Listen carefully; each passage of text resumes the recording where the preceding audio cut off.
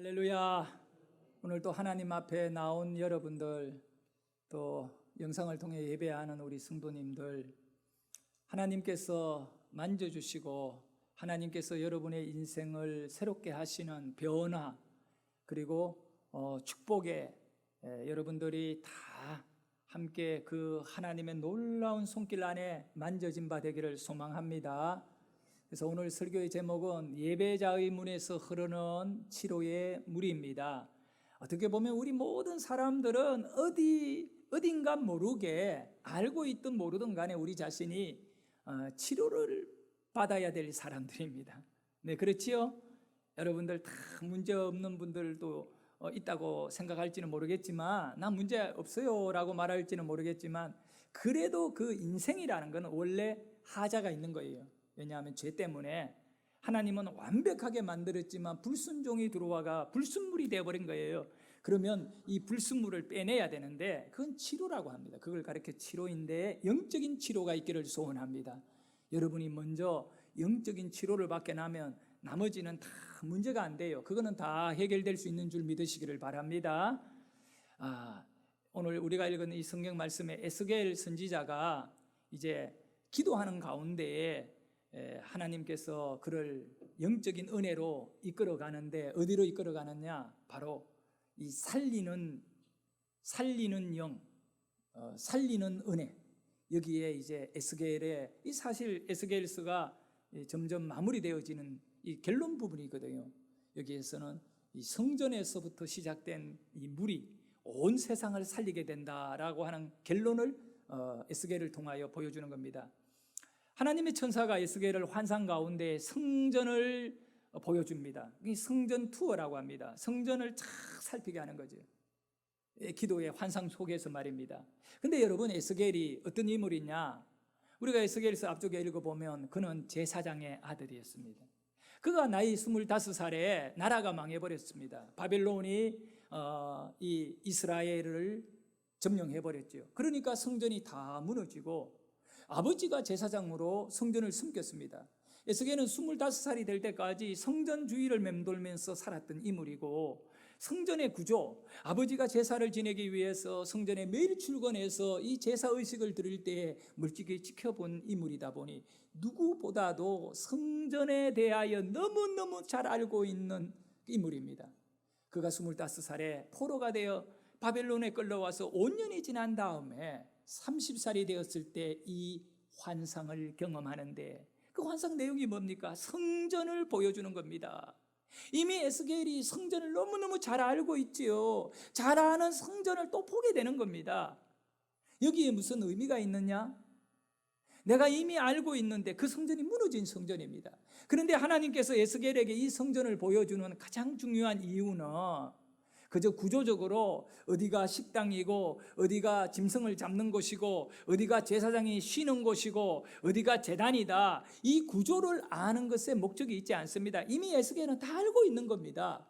그런데 하나님께서 왜 에스겔에게 이 성전을 보여주느냐 하면, 이제 무너진 성전이 아니라 새롭게 세워질 성전이 있는데, 그 성전의 기능, 그 새롭게 세워질 성전이 어떤 일을 할 것인가, 어떤 일을 위하여 성전이 필요한가를 에스겔에게 보여주고 저와 여러분에게 보여주기 위한 것입니다. 여러분, 우리 예수님께서 말씀하셨습니다. 바로 예루살렘 성전을 바라보면서 말씀하신 내용이죠. 그 성전이 바로 우리 예수님 자신이다고요. 네. 그래서 이 성전이 예수님 되시는데, 우리 예수님이 결국은 성전이 되잖아요. 우리는 예수님을 통하여 하나님께 예배가 가능한 거다. 그런데 그 새로운 성전은 바로 우리 예수님을 의미해요. 그 예수님을 통해서 우리에게 어떤 일이 일어나는가를 에스겔은 미리 이렇게 경험하게 되는 거죠. 자, 에스겔이 성전에 들어가서 주방까지요, 처음부터 끝까지 다 구경하게 됩니다. 그리고 마지막에 결론적인 부분에 성전이 어떤 역할을 위하여 존재한다라고 하는 것을 깨닫게 하기 위하여 하나님께서는 성전 문으로 데리고 왔는데, 성전에는 수 없는 문들이 있습니다. 짐승이 들어가는 문이 있고, 또 사람들이 들어가는 문이 있고, 동쪽에도 있고, 서쪽, 북쪽, 문이 여러 개가 있는데, 오늘 집중되고 에스겔을 마지막으로 세워둔 그 성전의 문은 바로 성전 동문입니다. 동문. 동쪽을 향하고 있는 문이겠죠. 그러니까 성전 동쪽에 있는 이 문인데, 말씀을 한번 볼까요? 47장 1절의 말씀인데 우리 한번 크게 읽어봅니다. 시작. 그가 나를 데리고 성전문에 이르시니 성전의 앞면이 동쪽을 향하였는데 그 문지방 밑에서 물이 나와 동쪽으로 흐르다가 성전 오른쪽 제단 남쪽으로 흘러내리더라. 네, 성전의 동쪽문이에요. 동쪽문. 이 성전, 이것을 간단하게 우리는 동문이라고 하는데, 이 동문에 데리고 가서 에스겔을 딱 세워놨는데, 이전에 자기가 성전에서 보지 못한 것이 보이는 건 뭡니까? 물이 나오는 것이 보입니다. 이런 적은 한 번도 없었는데 물이 나옵니다. 어디에서? 문지방에서 나오는 거예요. 여러분, 문지방이라는 것은 문의 가장 낮은 곳이잖아요. 그 문지방에서 물이 흐르고 있는 것을 이 에스겔 선지자가 보게 됩니다. 그럼 우리가 먼저 확인해야 될 것은 이 성전의 동문이 어떤 문인가를 좀 한번 확인해 볼 필요가 있지요. 그래서 에스겔서 우리가 47장 1절에 나와 있는 말씀이지만 한 장 앞으로 가면 46장 1절에 하나님께서 에스겔을 성전 투어를 시키며 동문을 지날 때 그 문을 가리켜서 이 문이 어떤 문이다라고 가르쳐 줍니다. 천사가. 그 문이 이런 문입니다. 주 여호와께서 이같이 말씀하셨느니, 하나님이 하신 말씀이에요. 에스겔에게 하신 말씀이에요. 안뜰 동쪽을 향한 문은 바로 이것이 성전 동문입니다. 성전 안에서 뜰을 향하여 동쪽으로 바라보고 있는 이 문은 어떤 문이에요? 일하는 엿새 동안에는 닫되 안식일에는 열며 초하루에도 열고, 할렐루야. 일하는 6일 동안은 그 문을 닫아놔야 됩니다. 그 문 열면 안 되는 거예요. 그러나 안식일, 오늘 우리에게는 주일이지요. 주일이 되면 그 문은 반드시 열어야 됩니다. 그리고 매월 초하루, 그러니까 월삭일 때는 문을 열어요. 제가 월삭 예배를 드리는 가장 중요한 이유가 여기에 있는 것입니다. 우리는 주일 예배도 드리지만 월삭 예배, 이 구약의 이 믿음의 선조들이 또 하나님이 요구하신 예배의 형식이거든요. 그래서 이 내용은 에스겔에서만 나오는 것이 아니라 이사야서에도 똑같이 나옵니다. 이사야 66장 23절에 보면 이렇게 말씀합니다. 여호와가 말하노라, 매월 초하루와 매 안식일. 그러니까 이 동문이 열려지는 그날에 모든 혈육이 내 앞에 나와 뭐 하라고요? 예배라는 겁니다. 여러분, 에스겔에서 다시 돌아가면 3절에, 바로 46장 3절에서도 그 문은 예배문이라고 말하고 있어요. 자, 한번 읽어볼까요? 이 땅 백성도 안식일과 초하루에 이 문 입구에서 나 여호와 앞에 예배할 것이며. 할렐루야. 여러분, 그냥 아무 문이나 출입할 수 있는 게 아니에요. 예배자는 특별한 마음과 특별한 어떤 하나님의 뜻을 따라, 방법을 따라 예배를 드려야 되는데, 성전에는 유일하게 예배자가 출입하는 문이 있는데 그 문이 바로 동문이라는 겁니다. 여기에는 그 나머지 일주일 동안 6일 동안은요, 이 문은 탁 닫고 예배자들만을 위하여 이 문을 사용하는 것입니다. 오늘 예배하러 오신 여러분, 여러분의 예배가 바로 이 성전의 동문의 뜰을 밟아버린 예배, 하나님께 진정한 예배를 위하여 나온 예배이기를 소원합니다. 그런데 이 성전 동문은요, 어떻게 보면 예배자의 문인데 예배가 뭐냐 이거예요. 예배가 뭐냐, 이걸 우리가 분명히 알아야 됩니다. 예배, 나에게 예배가 뭐냐, 딱 두 가지로 정의를 내릴 수 있어요. 먼저는 예배라는 것은 하나님 만나는 것이다. 하나님 만나는 문이다. 이 성전 동문을 통하여 하나님께 나와 하나님을 만나는 겁니다. 죄인이 거룩하신 하나님을 만날 수 있는 문이 이 동문밖에 없고, 또 이 병들고 연약한 우리가 하나님께 나가는 문이 바로 예배의 문입니다. 하나님께서 우리를 치료해 주시잖아요. 이 예배의 문이 여러분의 인생에 있어야 치료가 있고 변화가 일어나는 것 아니겠습니까? 여러분, 이 동문은요, 하나님을 만나기 때문에 하나님을 만난 사람은 다 살아나게 되는 줄 믿으시면 아멘 합시다. 이 문이 있어야 살 수 있는 것, 구원의 문이고 은혜의 문입니다. 두 번째는 은혜를 받는다. 예배는 은혜를 받는다. 저를 따라합니다. 예배를 통하여 은혜를 받는다. 그 예배에는요, 은혜가 있는 거예요. 왜요? 하나님을 만나니까 은혜가 역사하잖아요. 죄인은 거룩하여지고 병자는 치료되고 마음이 상한 자는 위로를 받게 되고 앞이 안 보이는 캄캄함에 빠져있던 사람은 빛을 만나게 되는 것이 예배입니다. 그래서 여러분에게 오늘 이 동문이 있어야 된다. 여러분 자식들에게 이 문을 만들어줘야 된다. 예배의 문이 있어야 된다. 여러분에게는 예배가 살아있느냐? 예배의 문이 어떻게 허물어지지는 않았느냐? 우리가 오늘 에스겔이 이 동문을 바라보고 있듯이 거기에, 그런데 그 문에서는 어떤 역사가 일어날까요? 그 문이 바로 어떤 문이냐? 예배 문이다 했잖아요. 그런데 그 문에서요, 물이 흐르고 있다. 물이 흐르고 있다. 물이 흐르고 있는 문이에요. 자, 말씀을 한번 볼까요? 2절입니다. 2절, 오늘 우리가 읽은 본문 2절 크게 읽습니다. 시작. 그가 또 나를 데리고 북문으로 나가서 바깥길로 꺾여 동쪽을 향한 바깥문에 이르시기로 본즉 물이 그 오른쪽에서 스며 나오더라. 아, 그 문에서 뭐가 나오더라고요? 물이 나오는 거예요. 물 나오는 문이에요. 동문은 물이 나오는데 어떻게 나오느냐? 바로 스며 나오는, 스며 나온다는 말은 쏟아져 나오는 물이 아니고 아주 조금씩 흘러내리는 것을 스며 나온다라고 말하는 겁니다. 이걸 히브리어로 사전을 제가 찾아보니까 파카라고 하는 단어를 사용해요. 이 파카라고 하는 단어는요, 물이 어떻게 나오느냐, 똑똑 떨어지다, 이런 내용입니다. 우리 겨울 되면 동파를 막으려고 여러분 이 가정의 수도꼭지를 조금 틀어놓잖아요. 우리 교회에도 막 추우면 6층, 5층 물이 막 자주 얼고 이래가 몇 년 전에는 돈을 많이 들어가지고 이 관을 터져버려가지고 또 관도 갈고 고생을 엄청 해가지고 신경을 무척 씁니다. 그래서 우리 김영산 집사님도 신경 쓰고 뭐 꿈터 직원들도 쓰고, 그런데 제가 신경을 가장 많이 쓰는 것 같아요. 그러니까 한 번씩 돌아보면요, 물을 틀어놔라 했더니 그냥 쭉 신랄같이 내려오는 물을 틀어놔요. 그러면 나는 그걸 자꾸 5분 이상을 실험을 합니다. 어떻게 하려고요? 똑똑 파카로 나오게 하려고. 나는 그거 밤새도록 우리 교회 수도세에 나가는 걸 생각하면 잠을 못 자요. 그래가 막 밤 늦게라도 한 번씩 혹시 얼어버릴까 싶어 가가지고 내가 이런 생각을 합니다. 요즘은 내가 은퇴를 하면 내 후임자가 과연 내 마음으로 교회 물꼭지를 관리할까? 어디 막 불을 끌까? 막 이런 마음인데 우리 하나님은 쓸데없는 걱정하지 마라. 네가 안 하면 그게 권사가 할 거고 다 할 거다. 자, 여러분, 그렇게 물이 똑똑 떨어지는 것을 생각할 때 그 양이 얼마가 안 돼요. 그렇게 물이 나오고 있는 겁니다. 어디에서? 성전 동문의 문지방에서 나옵니다. 저는 이 말씀을 묵상하면서 가슴이 막 뭔가 느껴지는 것이 있어요. 수천 년 전에 그 문을 느껴보는 겁니다. 그 문이 어떤 문이냐?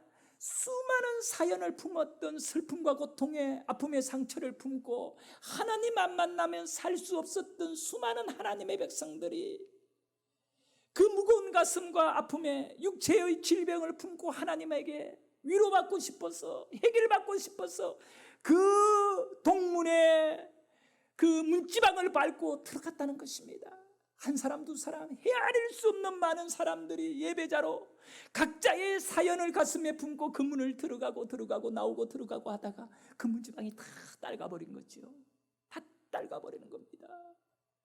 여러분, 그런데 그 문지방을 밟은 자들, 그 예배자들의 문지방, 거기에서 물이 나오는 것입니다. 거기에서 물이 나오는 거예요. 그런데 어떤 양의 물이 나온다고 했지요? 어떤 양의 물이 나온다고 했지요? 스며 나오는 양, 톡톡 떨어지는 물이 나와요. 나는 예배를 드릴 때 막 성령의 불이 내 안에 불덩거리가 타오르고 또 폭포같이 은혜가 쏟아져야 변화되는데 한 번도 성도들 중에 그런 일은 없어요. 너무너무 답답했는데 그게 아니더라고요. 하나님이 말씀하는 거는 이 성전에서 나오는 은혜는, 이 물은 생명이거든요. 이 물은 치료이거든요.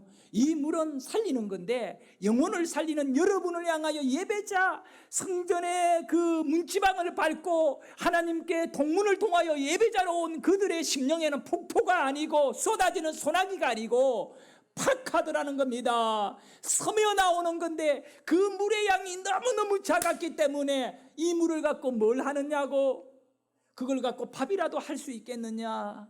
빨래라도 할 수 있겠느냐, 설거지라도 하지 못한다는 게 물이 서면하고 있잖아요. 너무 양이 적어서 어디에 쓸 수 없다는 거지요. 그런데 여러분, 그런 게 아니에요. 이렇게 서며 나오는 거지만 놀라운 역사가 일어나는 것이 예배예요. 이 물이 서며 나오기 때문에, 은혜가 서며 나오기 때문에 어떤 분들은 예배드리다가 너무너무 힘들어가지고 그냥 지쳐 있을 수도 있고 좋을 수도 있고 딴 생각. 그런데 그게 아닙니다. 이 예배의 뜰을 밟고 하나님께 나오면 스며 들어가는 거지만 여러분을 살리고 기적이 된다는 걸 믿으셔야 돼요. 오늘 에스겔을 통하여 하나님이 그걸 보여주는 거예요. 예수님 앞에 나온 자는 그냥 안 보낸다. 스며 나온 것이 그의 인생을 완전히 바꾼다, 이겁니다.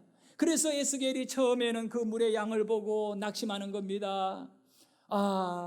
이걸 갖고 뭐라 하겠냐. 그런데 하나님의 천사가 에스겔에게 1,000척을 청량해서 앞으로 나가라는 겁니다. 성전 동문에서 물이 쫙 스며 나오는데 1,000척을 청량해라. 1,000척이라는 것은 450m가 된대요. 450m, 성전 동문에서 450m를 벗어나가지고 거기에 가서 측정을 하는데 무엇을 갖고 자기 몸으로 측정을 합니다. 자기 몸으로 물의 깊이를 측정하는데 놀라운 사실, 그렇게 스며 나온 물이요, 얼마나 불어났느냐 하면 발목까지 잠겨버린 겁니다. 할렐루야. 발목까지 와버립니다. 이상합니다. 이 물은 솟아날 때에는 나오는 동 마는 동 밍밍하게 정말로 스며 나오고 똑똑 떨어졌는데, 저 세월이 흐르고 멀리 가보니까 450m 떨어져서 가보니까 그 물은 자기 발목까지 올라, 자기의 발목을 채우고 있는 거예요. 자기 인생을 채우고 있는 거예요. 네. 그리고 또 하나님의 천사가 에스겔에게 또 1,000척을 앞으로 가라. 또 갔어요. 또 450m를 가니까 900m가 되는 거예요. 900m 한 1km, 1000m 정도 떨어져서 보니까 그 물이요, 무릎까지 올라오는 겁니다. 아직도 도랑 같은 물이 도랑물이죠. 무릎까지 오는데 그 물이 쫙 땅을 다 적시는, 강이 없는 곳이다 보니까 길이 물이 되고요, 다 가는 곳마다 다 들판이 물로 덮였는데 무릎까지가 왔습니다. 그리고 또 하나님의 천사가 이 에스겔을 데리고 1,000석을 더 넘어가서 이제는 900에서 또 얼마입니까? 1350m 지점에 갑니다. 정확하게 거기 가서 보니까 허리까지 물이 올라오고, 또 450m를 더 나아가서 1700m 가니까 또 어디까지 오냐, 가슴까지 오고 2000m 딱 갔을 때, 2050m에 딱 갔을 때에는 그 물이 너무 많아 강이 되어버렸대요. 강이 되어버렸대요. 할렐루야. 그리고 그 물이 강이 되어 어떻게 하냐, 사람이 능히 건널 수 없는 물이 되어버리고 만 것입니다. 그래서 말씀을 한번 읽어볼까요? 이 물이요, 얼마나 놀라운 물인가. 8절 9절 두 절을 한번 읽어보도록 하겠습니다. 먼저 우리가 8절을 읽도록 하겠습니다. 시작. 그가 내게 이르시되 이 물이 동쪽으로 향하여 흘러 아라바로 내려가서 바다에 이르리니 이 흘러내리는 물로 그 바다의 물이 되살아나리라. 아멘. 또 9절 또 읽도록 합니다. 이 바다의 물이 되살아나 버리는데 9절은 읽겠습니다. 시작. 이 강물이 이르는 곳마다 번성하는 모든 생물이 살고 또 고기가 심히 많으리니 이 물이 흘러 들어가므로 바닷물이 되살아나겠고 이 땅에 이르는 각처의 모든 것이 살 것이며. 이 물이 이르는 각처의 모든 것이 산대요. 여러분, 누가 이 예배를 하찮게 여깁니까? 감히 누가 말입니다. 네, 여러분, 예배 왔다 간다고 사람들이 너 인생에 그 열심히 교회 다니들이 얻은 것이 뭐냐라고 말할 수 있게 보이는 게 없어요. 왜? 서면 나오거든요. 그런데 세월이 지나보면 땅이 살고요, 강이 살고요, 바다가 사는 거예요. 여러분, 바다라는 것은 세상을 말하는 거예요. 모든 세상이 예배가 있어야 사는 겁니다. 네? 정말 여러분, 우리 불평하지 맙시다. 지금 이제 교회에서 식사를 못해요. 국가에서도 교회에서 밥 먹지 말아요. 먹으면 안 됩니다. 난 뭐 개인적으로도 국가에서 먹으라 그래도 저는 당분간은 안 먹을 거예요. 가장 먼저 저는 코로나 마스크 그럴 때 교회 식당은 하지 말자고 저 결정을 내린 거예요. 앞으로 안 된다 이렇게 했어요. 물론 코로나가 없어지면 밥. 근데 제가 목회를 하면서 지금까지 식당 문제로 많이 참 힘들어하는 걸 봤습니다. 성도들이요, 당번 돌아오면 얼마나 힘들어하는지. 그 밥을 얻어먹고 건강한 게 기적이야. 네? 먹을 때는 괜찮은데 당번할 때 너무 힘든 거야, 다들. 짜증. 그러니까 여러분 어떻게 합니까? 너희들 그러면 밥 먹지 말고 예배만 드려. 에? 하나님이 그 마음을 알고 그러면 너희들이 그렇게 불평하고 밥 먹을 것 같으면 내가 너희들 밥 안 먹고 예배만 하도록 할게. 그립습니다. 밥 먹는 때가 그리워져요. 다음에는 우리가 코로나 없어지고 밥 먹을 때에는 정말 감사함으로 주방에서 밥 좀 하세요. 그래야 코로나 안 오지. 예, 하나님은 원망하고 불평하면 다 저는 그래요. 우리 교회에서도 원망하고 불평하는 사람은 모든 일자리에서 내려놓아야 된다. 일하면 그거 자체가 하나님을 슬프게 하는 일입니다. 왜? 원망이거든요. 하나님은 원망은 안 받거든요. 힘들고 감사함은 축복이 되어버리는데, 여러분 우리가 하나님께 예배하는 이 모습이 어떨 때는 자기 자신뿐만 아니라 다른 분들이 볼 때 너무 하찮게 보일 수도 있습니다. 예? 너가 왜 그렇게 사느냐, 손가락질 받을 수밖에 없는 우리의 모습인데, 그러나 이걸 아셔야 돼요. 이 예배가 없으면 세상은 죽습니다. 세상은 죽습니다. 그리고 이 예배가 얼마나 귀하냐, 여러분의 가슴에 말씀이 스며든다고 믿습니다. 이 말씀이 스며들어 가지고 지금은 별것 아닌 것 같이 보이지만요, 하나님의 그 보좌 앞에 섰을 때, 또 우리가 이 결정적인 순간이 되었을 때 영광이 드러나게 되는 것입니다. 자, 예배가 있어야지요. 네. 그러니까 오늘 또 우리는 이 예배자가 되기를 원합니다. 성전 동문이 나에게 있는 인생, 내 자식들이 그 문을 사랑하고 그 문으로 나오는 그런 은혜가 있는 인생. 할렐루야. 성전 동문에서 나온 물은요, 세상을 다 치료하면서 멋지게 세상을 변화시키고 있습니다. 여러분, 우리는 이것이 무엇을 의미하는가? 바로 영이라는 것입니다. 그래서 요한복음 6장 63절에도 보면 살리는 것은 영이니 육은 무익하니라고 말씀하고 있습니다. 여러분을 살리는 것은 영이어야 돼요. 바로 영의 말씀이 예배 가운데 여러분 가운데 스며들고 여러분의 육체도 영혼도 다 새롭게 변화되고 살아나는 은혜가 있기를 원합니다. 그러므로 어떤 경우에도 예배 자리를 확보하십시오. 지금 코로나 때문에 우리가 이렇게 예배도 숫자도 제한적으로 드리고 이런데 이거 빨리 끝나야 돼요. 이거 정말 우리를 죽이는 일입니다. 왜냐하면 이 물이 나와야 되는데 물이 나오는 근원을 차단해버린 거거든요. 그러나 오늘 예배자인 여러분, 우리 가정에서도 예배하는 우리 성도 여러분, 이제는 하나님 앞에 이 동문이 있는, 정말 이 동문이 있는 인생에는, 성전에 예배의 문이 있는 인생에게는 그 생수가 솟아나는 줄 믿으시기를 바랍니다. 이 시간에 우리 다 같이 여러분의 믿음에, 여러분의 예배 가운데 생수의 강이 솟아나기를 소망하며 찬양 드리겠습니다. 생수의 강이 내게서 빨리 부릅시다. 저는 작업고 눈먼 자 보겠네. 복문 열고 갇힌 자 부시네. 생수의 강이 내게 흘러 넘치네. 우물물아 아멘. 솟아나라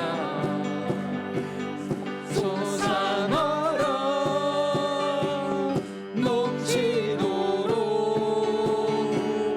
솟아나라 넘쳐나게 솟아났어 날 부숴. 다시 한 번만 합니다. 힘있게. 생수의 강이 내게서 흐르네. 저는 작업고 눈먼 자 보겠네. 복문 열고 갇힌 자 부시네. 생수의 강이 내게 흘러 넘치네.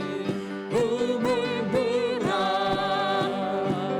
솟아나라 솟아나라. 어떻게 넘치도록 솟아나라. 솟아나라 넘쳐나게 솟아나서 날 부숴서. 날 부소서. 여러분, 이 예배는요 믿음으로 드려야 돼요. 이것이 바로 성전의 예배의 문, 동문을 향한 집중이에요. 믿음이 아니면 이 문이 아니다는 겁니다. 그래서 수많은 문이 있지만 오직 하나님께서 이 문만을 고집하는 이유가 뭡니까? 평상시에는 그 문을 닫아버린 이유가 뭡니까? 이 예배자입니다. 예배자는 구별돼야 되고, 그럼 뭐로 구별되느냐? 저는 믿음이라고 믿습니다. 여러분, 우리 예수님께서요, 여리고성에 들어가셨는데 그 길에서요, 얻어먹던 정말 불쌍한 사람 바디메오라고 하는 명인인데, 그는 태어나면서부터 아마 명인인 것 같아요. 그래 보지도 못하고 그렇게 살아가던 인생인데, 나사로라고 하는 사람이 죽었는데 무덤 안에 있는 그 나사로를 예수님이 살렸다는 소식을 듣는 거예요. 그러니까 이 바디메오가, 그 예수는 내가 못 보는 내 눈도 고치지, 왜냐, 죽은 사람도 살리는 그 예수는 나의 그 눈을 뜨게 할 수 있다는 믿음을 다 가지는 겁니다. 근데 그날 이제 예수님이 이 여리고성을 지나가시는 날이에요. 그러니까 이 바디메오가 예수님을 향하여 다윗의 자손 예수여 나를 불쌍히 여겨달라고 막 소리치르면서 예수님에게 달려가니까 사람들이 막 방해를 하는 겁니다. 조용해라고, 앞도 못 보는 사람이 설치지 말라고. 근데요, 이 바디메오에 있어가 중요한 기준이 있습니다. 바디메오는요, 우리 예수님을 만나는 것에 돈이 아니다고 믿었습니다. 그리고 세상의 권력도 아닙니다. 인맥도 아닙니다. 오직 하나, 다윗의 자손, 나의 구원자인 예수. 그래서 그가 내세운 기준은 다윗의 자손이거든요. 여러분, 우리의 믿음은요, 기준이 중요한 겁니다. 어떤 기준을 우리가 하나님께 예배도 드리고 믿음 생활을 하면서 여러 가지 기준을 적당히 걸어놓고 다 예배를 드려요. 그것이 한때까지 그것이 바로 이 생수가 흐르는 강줄기를 막고 있다는 겁니다. 이 인간적으로 자꾸 계산을 해버리는 겁니다. 예물을 드릴 때에도 내가 이 돈이 있으면 뭘 할 수 있는데 아깝다는 겁니다. 이게 기준이 벌써 돈에 내 기준이 맞추어집니다. 그러다 보니 온전한 11조도 못 드는 이유가 기준이 돈이기 때문에 그런 거예요. 기준이 예수면 달라지게 된 거예요. 그런데 바디메오에게 있어 기준은 예수였다는 거예요. 오직 예수만이 자기를 살릴 수 있고 오직 예수만이 인생의 소망이라는 거예요. 여러분, 예배자는 하나님께 나갈 때 하나님이 기준이 되어야 되고 예수님이 기준이 되어야 됩니다. 이 문 외에는 소망이 없음을 아셔야 됩니다. 예배 문 외에는 소망이 없습니다. 그 문을 밟고 그 문을 확보해야 됩니다. 그랬더니 우리 예수님이 바디메오에게 뭐라고 말하느냐, 네가 뭘 원하느냐고 물었던 겁니다. 그랬더니 바디메오가 보기를 원합니다. 내가 예수님을 보기를 원합니다. 내가 주님을 보기를 원합니다. 내가 하나님이 만든 이 세상 못 보고 살았습니다. 이걸 보기를 원합니다 했을 때 우리 주님이 하시는 말씀이 뭐냐면 너의 기준대로 되라, 그런 것입니다. 너의 기준대로 될 것이다. 기적이 언제 일어나느냐? 바로 내 기준이 하나님의 기준하고 일치할 때 기적이 일어나는 거예요. 그럼 바디메오의 기준이 뭡니까? 바디메오의 기준은요, 바로 오직 예수라고 하는 믿음인데, 예수님이 이렇게 말씀해요. 네 믿음이 너를 구원하였느니라. 너의 기준은 오직 하나님이다. 너의 기준은 오직 예수다. 그래서 너의 기준대로 될지어다. 여러분, 우리는 우리의 기준대로 갑니다. 돈만을 좋아하고 세상만을 좋아하면 그 기준대로 그렇게 망가지는 것이에요. 그러나 여러분의 기준이 예수이기를 소망합니다. 예수가 되어야 됩니다. 그 어떤 시험이 들고 어려움이 있고 여러 가지 많은 그런 경우에도 우리는 끝까지 예수 기준을 허물지 않기를 원합니다. 많은 사람들이요, 이 기준이 무너지기 시작하는 겁니다. 이런 이유 저런 이유로 인해 가지고 그렇게 기준이 무너져 가지고 점점 교회는 또 성도의 믿음은 또 성도의 가정은 자꾸 세속화가 되는데, 여러분, 이 기준을 확보해야 됩니다. 오직 예수의 기준이, 교회에서도 예수의 기준입니다. 할렐루야. 그런 기준을 갖고 살아가는 인생, 오늘 성전에서 나오는 이 물이 있는 인생은 어떤 역사가 이런 이사야 35장 5절과 6절에 보니까 이렇게 말씀합니다. 그때에 바로 이 성전에 물이 흘러나올 때 예수님을 만나고 예수님의 은혜가 우리에게 역사하는 예배할 때에 맹인은 눈이 밝을 것이며 못 듣는 사람의 귀가 열릴 것이며, 또 그때에 예배하는 그때에 예배를 통하여 하나님을 기다리는 그 사람, 기준이 예수에게 있는 사람에게는 저는 자는 사슴같이 뛸 것이며 말 못하는 자는 혀가 노래할 것이니, 이는 광야에서 보세요. 결론은 광야에서 물이 솟아나겠고 사막에서 시내가 흐르게 될 것이다. 저와 여러분의 인생이 광야 인생, 사막 인생이라 할지라도 우리가 하나님께 성전 동문 예배의 뜰을 밟고 들어가고 나오고 하나님께 예배의 문지방이 확보되면 거기서 나오는 물이 스며나와 여러분의 심령에 말씀이 들어가고 은혜가 들어가고 하나님이 치료해 주셔서 솟아나게 되므로 광야가 변하여 풀밭이 되고 그렇게 나무가 무성하게 일어나는 역사가 일어날 것입니다. 여러분, 예배입니다. 예배입니다. 예배를 위하여 힘쓰시기를 바랍니다. 요즘 새벽 예배가요, 우리 성도님들이 코로나 핑계 이래 되면서 숫자가 팍 줄어가, 너무너무 많이 줄어. 하나님께 부끄러운 겁니다. 사람에게는 괜찮아요. 피곤하고 힘들 때 하루 이틀 쉬는 거는 그 인간이다 보니. 그러나 그냥 예배를 아예 접어버린 겁니다. 말이 좋지. 여러분 한번 유튜브로 예배를 들어보세요. 이게 온전한 절반 예배, 절반 예배. 예배가 아니다고 저는 말하지 않아요. 절반 예배다고. 예배는 앞에서도 이야기했잖아요. 몸을 들어야 된다고. 그리고 마음을 들어야 된다고. 여기는 몸도 마음도 부족한 거야. 아무래도 몸이 부족하고 마음이 부족한데 여러분 50점보다 100점이 낫습니다. 우리 성도님들은 전부 다 이 예배의 기준이 딱 살아있기를 소원합니다. 그러면 기적이 일어날 것입니다. 은혜가 나타날 것입니다. 여러분 이제 작정하십시오. 오늘 이 말씀이 여러분에게 스며들어가기를 원합니다. 성전 동문의 문지방에 나오는 물을 내가 먹어야겠다. 내가 그것을 통하여 살아야겠다. 내 자식들이 축복을 받아야겠다. 내가 삶의 은혜를 누려야겠다. 그렇게 살기를 원하면 아멘 하세요. 아멘 한 사람은 예배를 드리시기를 바라요. 새벽에도 예배 드리고 깨어서 예배하자고요. 60명까지 나올 수 있잖아. 안 된다 말하지 말고. 할렐루야. 우리 기도드리겠습니다.